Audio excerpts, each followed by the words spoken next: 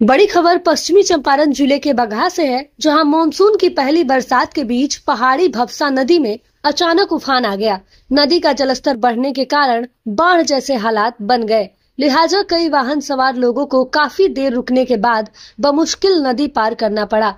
दरअसल नेपाल के तराई क्षेत्र में हुई बारिश के बाद एकाएक नदी का जलस्तर बढ़ गया है, लिहाजा पहाड़ी नदी की तेज धार में कई बाइक सवार फंस गए, जिन्हें ग्रामीणों के सहयोग से बाहर निकाला गया, जबकि कई लोगों ने बाइक को हाथों और कंधों पर उठाकर नदी की तेज धार से बाहर निकाला। बताया जा रहा है कि मानसून की सुगबुगाहट के बीच पहली बरसात में दोन के दुर्गम मार्ग पर सफर करना जानलेवा साबित हो रहा है, क्योंकि दोन को रामनगर या हरनाटांड से जोड़ने वाले इन दोनों मार्ग में से किसी मार्ग में ना तो अब तक पक्की सड़क बन सकी है और न ही पहाड़ी नदियों पर कहीं भी कोई पुल बने हैं।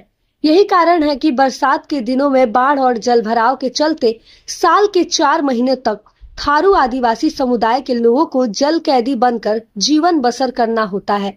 ये सिलसिला सैकड़ों वर्षों से आजादी पूर्व से ही चली आ रही है। बता दें कि रामनगर प्रखंड अंतर्गत दोन का बड़ा इलाका मुख्यतः नौरागिया और बनकटवा इन दो पंचायतों के तकरीबन 20 गांवों को मिलाकर पहाड़, नदी और जंगल के बीच करीब 1500 मीटर ऊंचाई पर बसा हुआ दुर्गम क्षेत्र है।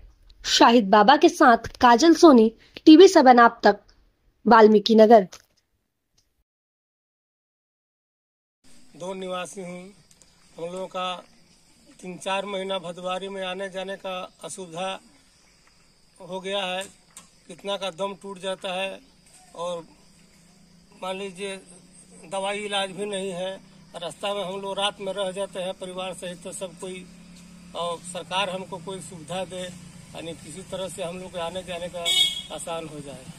हम लोग अभी मौजूद हैं वाल्मीकि नगर का जो टाइगर रिजर्व क्षेत्र है, उससे के अंदर जो गांव मौजूद हैं, उनसे आने जाने के लिए हम लोगों के पास यही एक रास्ता उपलब्ध है, जो कच्चा रास्ता, जिसमें एक ही नदी को हम लोग 20 से 25 बार पार करते हैं। और बरसात के दिनों में ये रास्ता जान जोखिम में डाल के आने जाने के बराबर है। हम लोग अपने जान को जोखिम में डाल के इस रास्ते से आते जाते हैं। रास्ते की कोई सुविधा हम लोगों के पास नहीं है।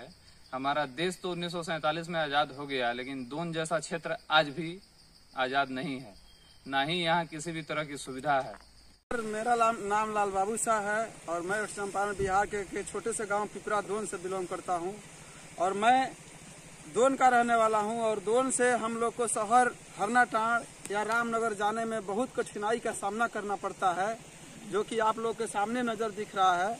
हमारा देश आजाद तो हो गया, लेकिन अभी भी हमारे देश में जो एक छोटा सा गाँव का टुकड़ा है, जो दोन की राजधानी बोलते हैं, वो बिल्कुल अंधकार में डूबा हुआ है।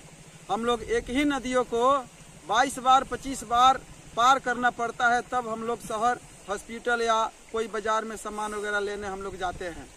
तो सरकार से अनुरोध करूंगा कि हम लोग के भी ध्यान दे और हमारे जो रास्ता का खराबी है, जो हमारे यातायात का प्रॉब्लम है, उसको सुधार किया जाए। और हमारे यहाँ बिजली का भी बहुत समस्या है। अभी भी सरकार की तरफ से सूचना आ रही है कि चारों तरफ लाइट जल रहा है, लेकिन एक बार आकर हमारे दोन क्षेत्र के अंदर में देखें कि वहाँ लाइट है या नहीं है।